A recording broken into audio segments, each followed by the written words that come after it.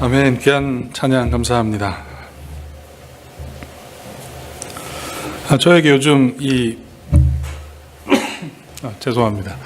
요즘 이 지역에서 아주 저에게 도전을 주는 두 사람이 있습니다.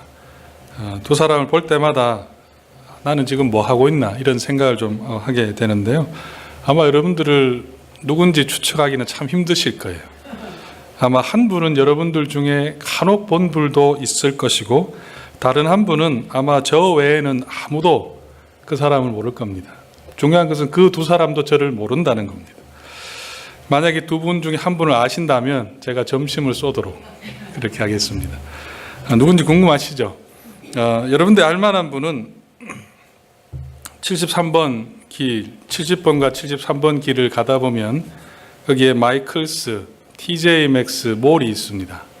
이제 머리에 그려지시죠? 한 분은 그 앞에 길가에 서 있는 분인데요. 그분이 매일 나오지는 않는 것 같아요. 제가 집으로 차를 타고 가다 보면 가끔씩 그분을 이렇게 보게 되는데요. 그분의 하는 일은 이겁니다. 뷰티 서플라이에서 그 가게가 안쪽에 있으니까 홍보용 보드를 들고 사람들 앞에 이렇게 자기 가게를 홍보하는 그 역할을 하는데, 제가 그분을 보면서 좀 도전을 받은 것은 이거였어요. 그분은 100도가 넘는 아주 더운 날씨에도 그 자리에 나와서 그 일을 하고 있었습니다.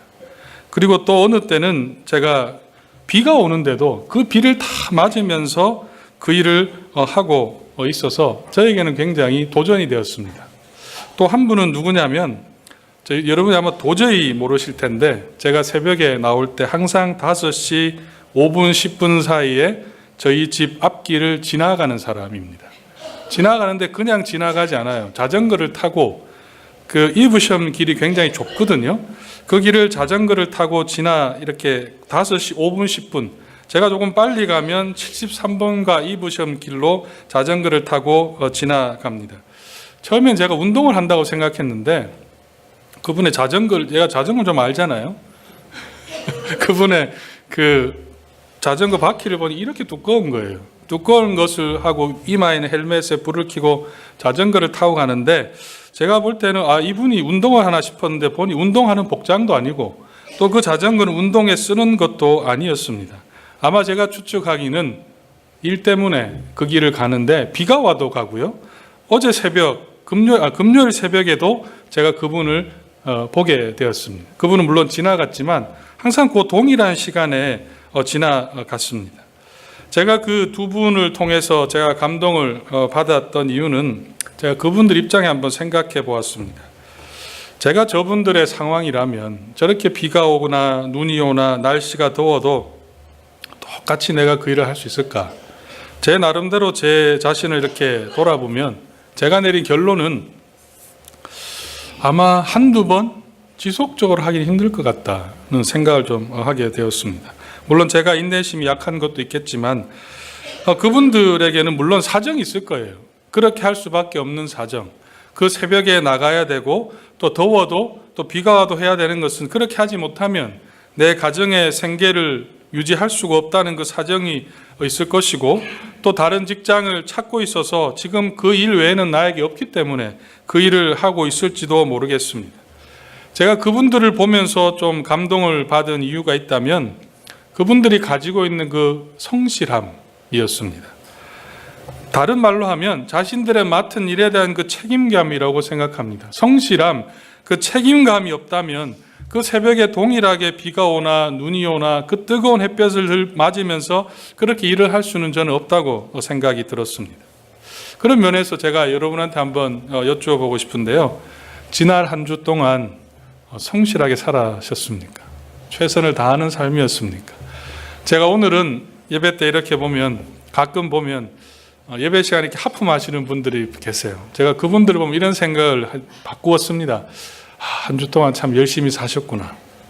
한 주 동안 참 열심히 사셨기 때문에 아마 그 피곤함이 이 자리에서 나타나는 것이 아닌가, 그런 생각을 좀 들게 되는데요. 여러분, 비록 일이 잘 풀리지 않아도, 기대한 대로 가게가 잘 되지 않아서 보람이 없어도, 내가 왜 이런 일을 하나 불평하고 짜증이 나는 마음이 생겨도 나는 성실하게 한 주를 살았다. 여러분에게 성실의 그 점수를 매긴다면 여러분은 스스로 몇 점이나 줄 수 있겠습니까? 제가 볼 때는 여러분이 다 성실하신 것 같아요. 다 성실하게 살아왔을 것이라고 저는 믿습니다. 목사가 믿어야죠. 목사가 성도를 안 믿으면 누가 믿습니까? 우리 좌우편에 보시는 분도 수고하셨습니다. 격려 좀 해주세요. 수고하셨습니다. 예. 남편과 아내 앉으신 분이 서로를 안 보시네요. 수고하셨습니다. 참 한 주 동안 여러분 수고하셨습니다. 주어진 자리에서 최선을 다했다고 저는 믿습니다. 제가 생각할 때는 성실한 사람이 강한 사람입니다.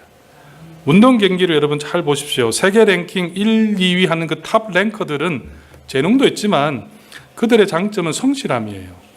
제가 그 호날두라는 그 유명한 축구 선수 이야기를 들어보니 그 선수는 운동 그 동료들이 이야기하는데 가장 먼저 경기장에 나와서 가장 늦게 경기장을 떠난다고 합니다. 재능 있는 사람들은 참 많아요.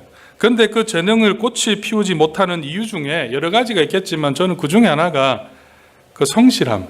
성실하게 자신의 몸과 마음을 만들지 않았기 때문이지 않는가. 하지만 이 강한 선수들은, 뛰어난 선수들은 뛰어난 재능 못지않게 자기 일에 최선을 다하는 그 성실함이 그 사회의 몸에 배어있기 때문에 그것이 드러나는 겁니다. 그런 면에서 오늘 우리가 나오는 강한 믿음에 대해서도 어떤 사람의 믿음이 강한가? 저는 물어보신다면 저에게는 강한 사람은 성실한 사람이라고 저는 확신합니다. 또한 그 성실함이 강함을 만든다고 저는 믿습니다. 그렇게 생각하는 이유는 강한 믿음의 사람은 환경이 힘들어도 거기에 쉽게 넘어가지 않습니다. 낙심하거나 포기하지 않죠. 자신의 그 믿음의 페이스를 계속해서 유지하는 거예요. 그 유지가 성실함입니다.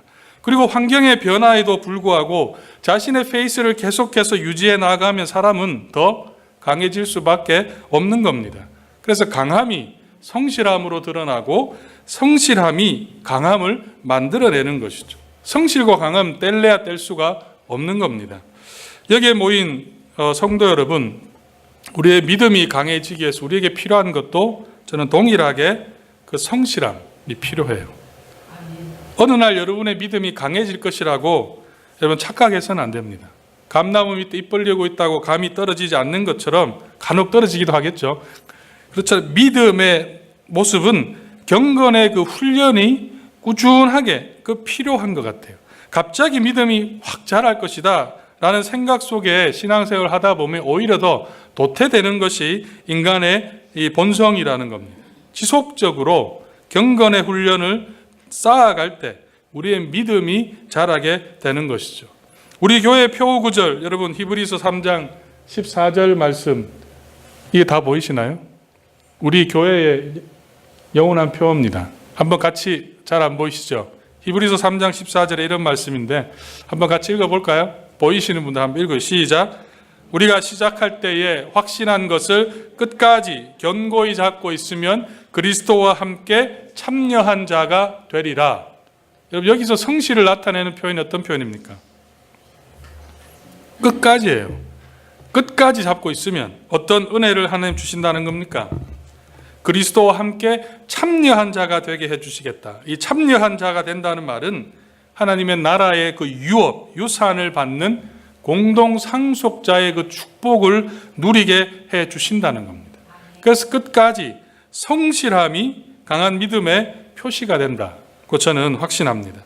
오늘은 이 강한 믿음의 사람이 되기 위해서 반드시 필요한 그 성실함을 이룰 수 있는 과정 중에 놓치지 말아야 될 것이 뭔가를 오늘 말씀을 통해 한번 살펴보겠는데요. 이 편지를 쓴 사람이 누굽니까? 이 편지를 쓴 사람이 지난 한 주 동안 아주 열심히 일하신 분들이 몇몇 분들 보여서 이 베드로 전서를 쓰신 분이 누굽니까? 자, 1번 바울, 2번 마태. 정답 이겁니다. 3번 요한. 아니군요. 3번 베드로, 4번 요한. 몇 번입니까? 역시 우리 교회 성도님 틀려요.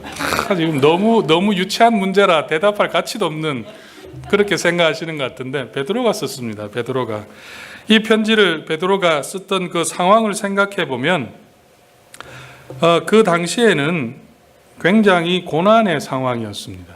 이 베드로 전서를 썼던 그 당시에는 굉장히 박해로 인해서 신체적으로 심리적으로 성도들이 고난 중에 있었어요. 신체와 심리가 고통스러우면 따라오는 게 있어요. 뭔지 아십니까? 영적으로 힘들어지는 겁니다. 신체와 심리가 위축이 되면 영적으로도 힘들어요. 바로 그와 같은 어려운 성도들에게 쓴 편지가 바로 이 베드로서인데요. 베드로 전서를 쓰면서 베드로는 소망이 있었습니다. 오늘 읽었던 이 말씀이 바로 베드로가 믿음을 극복하기 위해서 가지고 있던 그 소망에 대해서 바로 이 말씀을 통해 소망을 유지하는 그 비결을 지금 가르쳐 주고 있는데요. 여러분, 이 말씀을 읽을 때 반드시 우리가 알아야 될 것이 지금 베드로는 말하고 있습니다. 그것은 이 점입니다. 오늘 우리가 읽었던 말씀에 근신하라, 깨어라, 너희 대적 마귀가 우는 사자같이 두루 다니며 이렇게 말씀하고 있는데, 지금 베드로가 누구를 대적하라고 말하고 있습니까? 마귀를 대적하라는 겁니다. 그렇다면 그 당시에 교회와 성도들을 괴롭혔던 사람들은 누구였을까요? 사실은 로마 사람들이었어요. 기독교를 믿지 않는 이교도들이, 또 그들 중에는 유대인도 있을 겁니다. 예수를 믿지 않는 유대인들이 이 성도들을 고발하고, 그래서 많은 성도들이 고난을 받았습니다. 근데 지금 바울은 누구를 조심하라고 하냐면 사람들이 아니에요. 바울이 지금 누구를 말하고 있습니까? 너희 대적 마귀라고 이야기를 하고 있습니다. 사람을 조심하라는 것이 아니라 마귀를 조심하라는 거예요. 그 마귀가 어떤 모습으로 오늘 말씀은 기록하고 있습니까? 우는 사자같이 찾고 있다. 여러분, 우는 사자를 보신 적 있으세요? 우는 사자? 우는 사자는 배가 고파서 막 우는, 엉엉 우는 이런 사자가 아니에요. 딱 자기의 재물을 잡고 딱 누르면서 포효하는 그 사자의 모습, 아주 두려움에 떨게 만드는 그 사자의 모습을 지금 보여주고 있는 겁니다. 그만큼 이 사단이 우리를 공격한다는 것이죠. 그리고 그것을 공격하기 위해서 지금 찾아다니고 있는 그 소리를 통해서 두렵게 만드는 그 상황을 말씀하고 있습니다. 그 상황 속에 바울이 처음에 어떻게 하라, 이 베드로가 어떻게 하라고 말씀하고 있습니까? 깨어라, 근신하라고 지금 말씀하고 있어요. 깨어라, 근신하라는 말은 정신을 바짝 차리라는 것이고, 근신이라는 말은 self control, 내 자신의 두려움에 맡기지 말라는 것을 지금 말하고 있습니다. 이 말씀을 통해 우리가 깨달아야 되는 것은 성도의 싸움은 무엇이라는 겁니까? 성도의 싸움은 눈에 보이는 대상, 사람, 환경이 아니라 그 뒤에는 뭐가 있다는 거예요? 영적인 면이 있다는 것을 놓치지 말라는 거예요. 성도의 싸움의 뒤에는 사단이 우리를 공격하고 있다는 것을 기억해라. 그것을 거기에 깨어 있으라는 겁니다. 제가 어느 목사님 설교를 들었는데요, 영적 싸움에 대해서 이렇게 말씀하더라고요. 가끔 사람들이 우리를 공격할 때가 있지 않습니까? 사람들이 내가 생각할 때 아무런 잘못이 없는데 사람들이 우리를 비난할 때가 있어요. 그럴 때 참 힘들죠. 그때 그 목사님 이렇게 말씀하셨습니다. 그때 그 사람을 미워하지 않는 방법이 있대요. 어떤 거냐면, 미워하지 않으려면 그 사람을 보지 말고 그 사람, 배후 세력을 보라는 겁니다. 그 배후 세력이 오늘 말씀에 누구였습니까? 사단이라는 거예요. 그 대에 영적인 문제가 있다는 것을 기억하고, 그렇게 그 사람을 보면 그 다음부터는 그 사람이 참 불쌍하게 보인다, 측은하게 보인다고 설명합니다. 그 말은 결국은 우리는 사람과의 관계의 문제에 있어서는 그것을 관계 속의 문제만 볼 것이 아니라 그 뒤에는 영적인 문제가 반드시 있다는 것을 깨달으라는 것을 말씀하고 있는 겁니다. 이 말씀을 우리 자신에게 연결시켜 보면 성도들이 겪고 있는 문제 뒤에는 돈이 문제가 아니에요. 사람의 문제도 아니고요, 병의 문제도 아니에요. 그 뒤에는 사단이 성도들을 유혹하고 시험에 들게 하고 있다는 사실, 영적인 면이 있다는 것을 우리는 인정해야 됩니다. 현대를 사는 성도들의 문제에 대해서 나니아 연대기, 순전한 기독교를 썼던 C.S. 루이스가 이런 말을 남겼어요. 성도들이 사탄에 대해 말할 때 하게 되는 두 가지 실수가 있다. 하나는 사탄에 대해 농담을 하거나 다른 하나는 무시하는 것이다. 현대를 살아가는 사람들은 사탄, 마귀, 영적 싸움이라고 이야기를 하면 마치 이 호랑이 담배 피던 시절 이야기, 시대가 뒤떨어진 이야기라고 생각하는데 그렇지 않아요. 영적인 존재 사단이 없다고 생각하는 그 자체가 사실은 세상의 가치관에 물든 겁니다. 눈에 보이는 것만 믿는, 검증 가능한 것만 믿는 세상의 가치관에 속아 넘어간 거예요. 그것도 사실은 사단이 이 세상을 만들어가는 하나의 방법인 것이죠. 성경은 분명히 뭐라고 말하고 있습니까? 사단이 존재한다는 거예요. 그렇다면 우리는 성경을 믿어야지 세상의 가치관, 세상의 기준을 따라서는 안 된다는 겁니다. 에베소서 6장 12절 말씀, 이런 말씀 있죠. 우리의 씨름은 혈과 육에 대한 것이 아니요 정사와 권세와 이 어두움의 세상 주관자들과 하늘에 있는 악한 영들에게 대함이라. 이것이 우리의 싸움입니다. 이것이 저와 여러분이 당면하고 있는, 직면하고 있는 그 싸움이라는 거예요. 성도 여러분, 여러분의 싸움의 대상을 분명히 해야 됩니다. 아무데나 총을 쏘시면 안 된다는 말씀이에요. 우리의 싸움은 사람도 아닙니다. 우리의 싸움은 조직도 아니에요. 우리의 싸움은 고난, 어려운 환경, 돈도 우리의 싸움이 아니에요.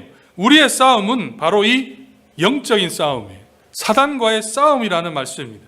사단이 끊임없이 우는 사자처럼 우리를 잡기 위해서 애를 쓰고 있기 때문에 우리는 항상 그 싸움의 대상을 바로 보아야 돼요. 강한 사람은 누구겠습니까? 대상이 누군지를 바로 아는 사람이죠. 그 사람이 강한 사람이에요. 그렇기 때문에 사단에서 싸움에 승리하는 그 강한 믿음의 용사가 되기 위해 두 가지를 여러분 꼭 기억해야 됩니다. 첫째는 어떻게 사단이 공격하는지, 두 번째는 사단이 공격하는 목적이 뭔지를 알아야 돼요. 제가 조금 어려운 말을 좀 쓰겠습니다. 지피지기면 백전백승이다. 너무 어려운 말이죠. 한참을 생각하게 만드는, 지피지기면 백전백승이다. 먼저 사탄이 우리 어떻게 공격하느냐? 에베소서 4장 27절에 이런 말씀이 나요. 사탄의 공격에 대해서 에베소서 4장 27절에 마귀에게 틈을 주지 말라. 마귀에게 틈을 주지 말라. 이 말은 지금 우리 영상팀, 우리 영상 담당하는 분이 틈을 안 주잖아요. 바로 팍 이렇게 화면이 탁 나오는데 틈을 주지 말라. 이 틈이라는 것은 여러분 어떻게 생각합니까? 사단은 우리를 아주 큰 것으로 공격하지 않습니다. 작은 것들을 통해서 우리가 잘 보이지 않는 작은 틈을 통해서 사단이 우리의 마음에 찾아드는 거예요. 대표적인 한 사람, 가룟 유다. 제가 지난주 토요일에도 말씀드렸지만 요한복음 13장 2절에 가룟 유다가 여러분 처음부터 예수를 팔려고 생각하지 않았어요. 요한복음 13장 2절에 가면 이렇게 기록합니다. 마귀가 벌써 시몬의 아들 가룟 유다의 마음에 예수를 팔려는 생각을 넣었더라는 겁니다. 마귀가 어떻게 공격한다고요? 보이지 않는 그 틈은 우리의 마음이에요. 사단은 우리의 마음 속에 그러한 생각들을 집어넣는 겁니다. 돈으로 유혹하지 않아요. 권력으로 유혹하는 게 아닙니다. 그 마음에 사단이 벌써 생각을 집어넣는 겁니다. 가룟 유다는 그 마음의 빈 자리에 사단이 그 생각을 넣어버렸기 때문에 그것을 가룟 유다는 자신의 행동으로 옮기는 것이죠. 사람들은 처음부터 잘못된 행동을 하지 않습니다. 마음이 먼저 그쪽으로 가버리는 거예요. 사람들의 마음속에 부정적인 생각, 악한 생각, 두려움, 공포, 열등감, 불신, 의심, 낙심이 조금씩 우리의 마음에 찾아들어서 그것이 행동으로, 그것이 우리의 감정으로, 우리의 말로 나타나는 것 뿐이라는 거예요. 여러분도 그런 경험 없습니까? 말을 하고 나서 후회가 될 때 왜 내가 그런 말을 했을까? 집에 가서 막 후회하시잖아요. 그 이유가 여러분의 입의 문제가 아니라 사실은 마음의 문제예요. 우리의 마음에 사단이 벌써 틈을 타고 탁 들어오는 거예요. 그래서 여러분 성경에 무엇이라고 말씀합니까? 잠언 4장 23절 무릇 지킬 만한 것보다 내 마음을 지키라. 사단이 마음을 틈을 타서 들어오기 때문에 마음을 지킬 때 그 다음 어떤 결과가 있습니까? 생명이 근원이 이에서 난다. 마음을 지키는 것이 그만큼 소중하다는 것이죠. 그렇다면 사단의 목적이 무엇일까요? 사단은 왜 우리를 공격하겠습니까? 저와 여러분을 구원에서 끊어내는 거겠습니까? 하나님의 선택받은 백성은 여러분 이거 분명히 아셔야 돼요. 사단이 제 아무리 날뛰어도 절대로 구원의 은혜에서 떨어지지 않습니다. 로마서 8장 35절 말씀에 이런 말씀, 누가 우리를 그리스도의 사랑에서 끊으리요? 구원받은 성도는 사단도 끊어내지를 못하는 거예요. 그렇기 때문에 여러분 이것을 꼭 기억하셔야 됩니다. 그렇다면 목적은 딱 하나죠. 사단의 목적은 딱 하나입니다. 작은 틈을 타고 들어와서 하나님과 우리 사이의 관계를 점점 멀어지게 해요. 관계를 멀어지게 해서 이 세상에서 하나님의 원하심대로 살지 못하게 하는 겁니다. 이것이 사탄이 우리에게 주는 미혹과 유혹의 결론이에요. 우리를 하나님의 뜻대로 살지 못하게 막는 그 역할밖에 사단은 하지 못한다는 것이죠. 그렇기 때문에 강한 믿음의 사람이 되지 못하는 겁니다. 계속 낙심하고 좌절하고 부정적으로 생각하고 하나님에 대해 의심하게 만들어서 하나님의 뜻대로 살지 못하게 하는 것이 사단의 목적입니다. 여러분 이 두 가지를 꼭 기억하셔야 됩니다. 어떻게 해야 되겠습니까? 오늘 말씀에 두 가지를 말씀하고 있어요. 대적에 대해서 9절 말씀 여러분 9절 한번 같이 읽어보겠습니다. 9절 시작. 너희는 믿음을 굳건하게 하여 그를 대적하라. 이는 세상에 있는 너희 형제들도 동일한 고난을 당하는 줄을 알미라. 그럼 이 말씀에 어떻게 대적해야 된다고 지금 베드로가 성도들에게 말씀하고 있습니까? 첫 번째는 9절을 잘 보십시오. 너희 믿음을 굳건하게 하라. 너희 믿음을 굳건하게 하라. 너희 믿음을 굳건하게 하는 이 말의 의미는 흔들리지 않는 반석과 같은 믿음을 가지라는 뜻입니다. 반석과 같은 믿음을 가지기 위해서는 어떻게 해야 되겠습니까? 반석 같은 믿음을 가지기 위해서. 반석과 같은 믿음. 야고보서 4장 7절에 가면 이런 말씀이 있어요. 하나님께 복종할지어다. 마귀를 대적하라. 그리하면 너희를 피하리라. 이거 보면 좀 특이하지 않습니까? 누군가를 맞서 싸우려면 어떻게 해야 됩니까? 목 뒷덜미를 탁 잡든지 뭐 이렇게 공격을 딱 해야 되는데 사단이라도 그렇게 공격을 해야 되는데 지금 이 하나님의 말씀은 하나님께 복종하는 길이 마귀가 피한다, 도망간다는 거예요. 그럼 복종이란 게 뭘까? 하나님께 복종하기 위해서 어떻게 해야 되겠습니까? 하나님의 뜻을 알아야 순종하는 거죠. 하나님의 뜻도 모르는데 그게 복종할 수는 없는 거예요. 그렇다면 그 뜻이라는 것은 하나님의 말씀을 의미하는 것이고 그렇다면 말씀으로 무장하면 사단이 물러갑니다. 왜 말씀으로 무장하면 사단이 물러가겠습니까? 에베소서 6장에 여러분 전신갑주를 한번 잘 보세요. 복음의 신발, 뭐 의의 옷 쫙 나오잖아요. 공격 무기는 딱 하나예요. 성령의 검. 성령의 검은 말씀이라고 기록이 되어 있어요. 왜 말씀으로 무장하는 게 중요하냐? 이게 공격 무기라는 거예요. 우리가 말씀의 검으로 딱 무장하게 되면 사단은 도망갈 수밖에 없다, 물러갈 수밖에 없다는 것을 성경 우리에게 가르쳐 주고 있는 겁니다. 사랑하는 성도 여러분, 우리가 왜 사단의 유혹에 자꾸 넘어가느냐? 우리가 말씀이 없어요, 내 안에. 저는 중요한 게 이거라고 생각해요. 우리가 말씀으로 무장이 되어 있지 않아요. 그렇기 때문에 우리는 사단이 끊임없이 공격하면 넘어가는 겁니다. 요즘 우리 교회 전체적인 분위기를 보면 성경 암송에 대해서 요즘 많이 여러분 열심히 줄어들었습니다. 여러분 기억하십시오. 암송은 트렌드가 아닙니다. 유행이 아니에요. 말씀을 우리가 외워야 되는 이유가 이 말씀이 내 마음을 채울 때 누구를 이길 수 있습니까? 틈을 보이지 않는 거예요, 사단에게. 틈을 보이지 않기 때문에 성경 암송이 너무너무나 저는 중요하다고 확신합니다. 다음 주는 다 외워오실 거죠. 여기 안 속으시네요. 말씀으로 외우셔야 돼요. 말씀이 여러분을 지켜주는 거예요. 목사가 여러분을 지켜주는 것도 아니고 이 자리가 여러분을 지켜주는 것도 아니에요. 하나님의 말씀을 내 스스로 내 자신으로 무장해 나갈 때 말씀으로 내 빈틈을 자꾸 이렇게 채워가야 돼요. 틈이 생길 때마다 말씀으로 채우고 틈이 생길 때마다 말씀으로 채워야 돼요. 제가 이 목회를 하면서 가장 기쁠 때와 가장 스트레스를 받을 때가 동시에 발생합니다.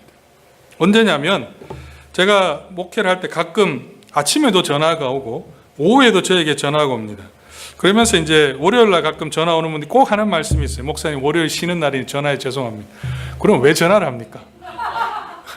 그럼 전화 안 하셔야지. 꼭 월요일에 전화하시면 꼭 그렇게 이야기하세요. 목사님 월요일 쉬시는데 너무 죄송한데요. 여러분 저한테 anytime 전화하셔도 돼요. 전화 한 통 받는다고 쉬는 거 못하겠습니까? 전혀 문제가 안 돼요. 언제든지 전화하십시오. 제가 이 기쁨과 스트레스가 언제 받냐면 저한테 전화 와서 이런 말씀하세요. 목사님, 이런 말씀이 성경에 어디 나옵니까? 이 말을 딱 제가 들으면 가장 기쁘면서도 스트레스를 받습니다. 기쁜 이유는 성도가 그 말씀에 대해 궁금했다는 것 자체, 그것은 결국은 말씀을 알고 싶다는 것이고 그분의 마음속에 하나님의 말씀을 향한 그 열정을 제가 보기 때문에 제가 기쁜 거고요. 스트레스는 바로 내가 탁탁 말하지 못한다는 게 스트레스예요. 목사가 돼가지고 말이에요. 성경에 나오는 구절도 바로바로 딱 이야기하면 몇 장 몇 절 착착 나와야 되는데 잠시만 기다려 보십시오. 이렇게 말하는 내 자신 때문에 제가 스트레스를 받습니다. 혹시나 또 말에다가 틀리면 어떻게 할까? 이런 생각이 때문에 저는 굉장히 스트레스를 받아요. 저는 여러분한테 부탁드리고 싶은 것은 저에게 스트레스를 많이 주십시오. 많이 저에게 주셔야 돼요.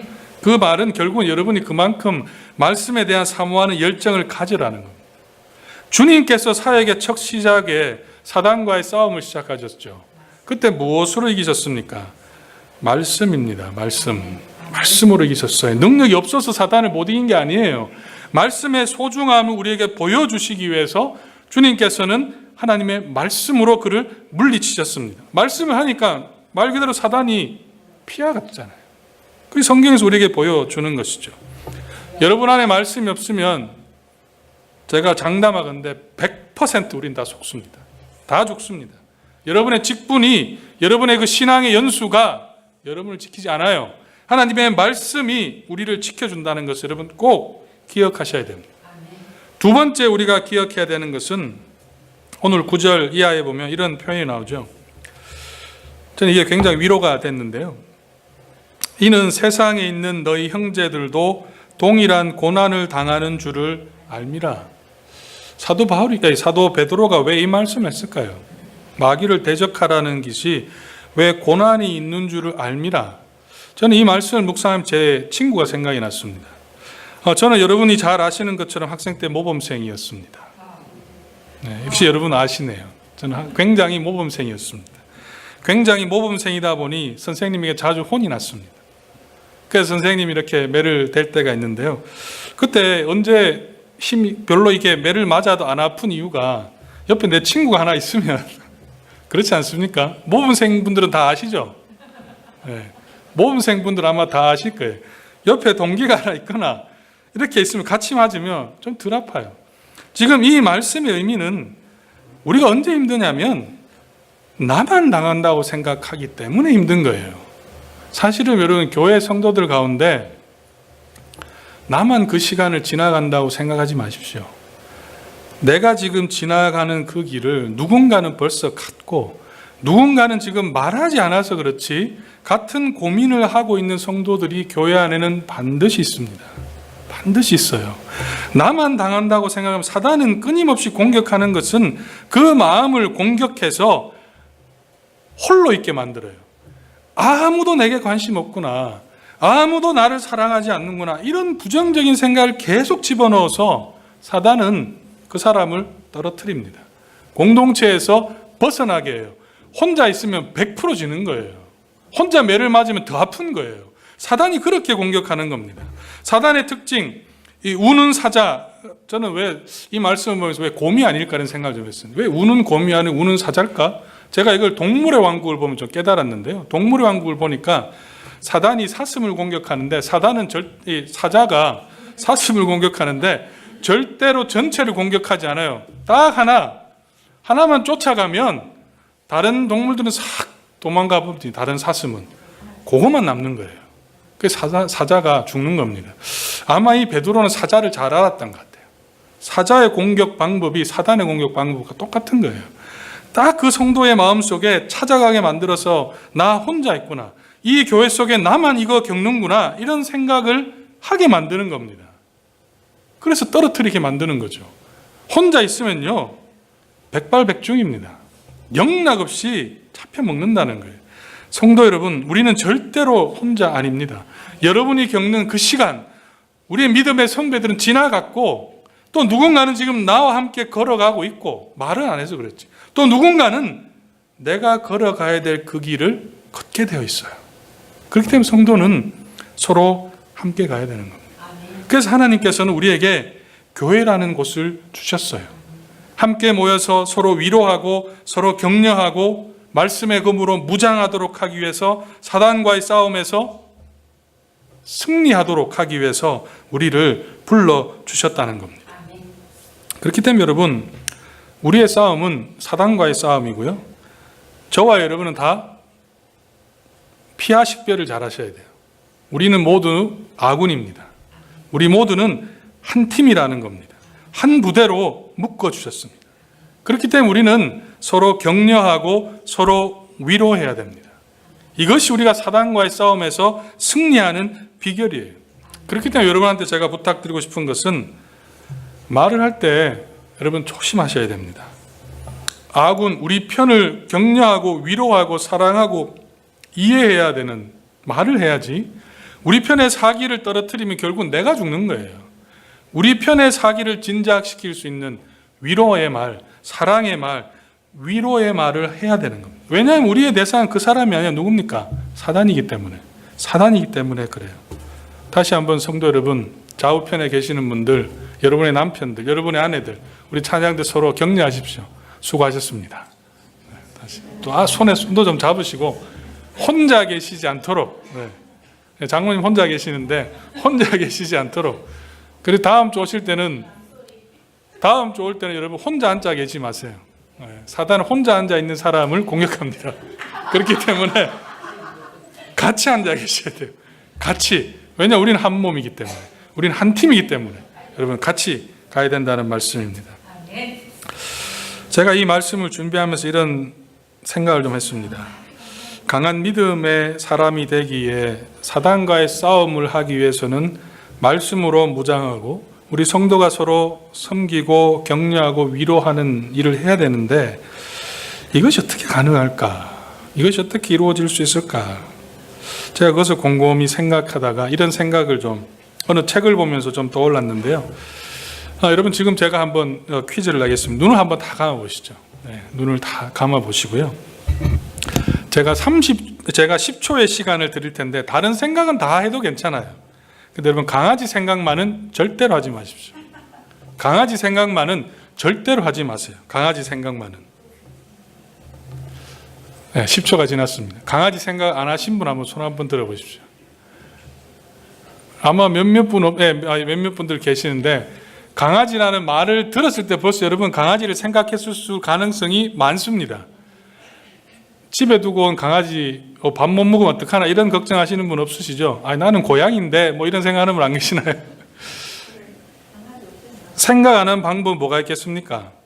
강아지보다 더 아름다운 것을 생각하면 되는 거예요. 강아지보다 더 아름다운 것을 생각하면, 더 이쁜 것을 생각하면 되는 겁니다. 다시 말하면 사탄은 우리의 작은 틈을 타고 들어올 텐데 결국은 우리의 마음에 그 틈을 없애면 되는 거죠. 그러면 그 틈을 무엇으로 채워야 되겠습니까? 예수 그리스도입니다. 아멘. 예수 그리스도로 우리의 마음을 계속해서 그 틈이 생긴다면 그리스도로 우리의 마음을 채워가면, 말씀이 그리스도를 아는 길이에요. 그것을 채워갈 때 우리의 마음속에 부정적인 생각, 두려움, 공포, 낙심, 이 모든 생각들이 다 사라질 수가 있습니다. 그러면 영적인 싸움에서 승리하게 될 것이고, 승리하는 사람이 강한 믿음의 사람입니다. 이번 한 주 여러분의 마음을 그리스도로 채우십시오. 말씀으로 채우십시오. 그럴 때 저와 여러분은 두려움이 많은 이 세상 속에서 소망으로 살아갈 수가 있습니다. 기도하겠습니다.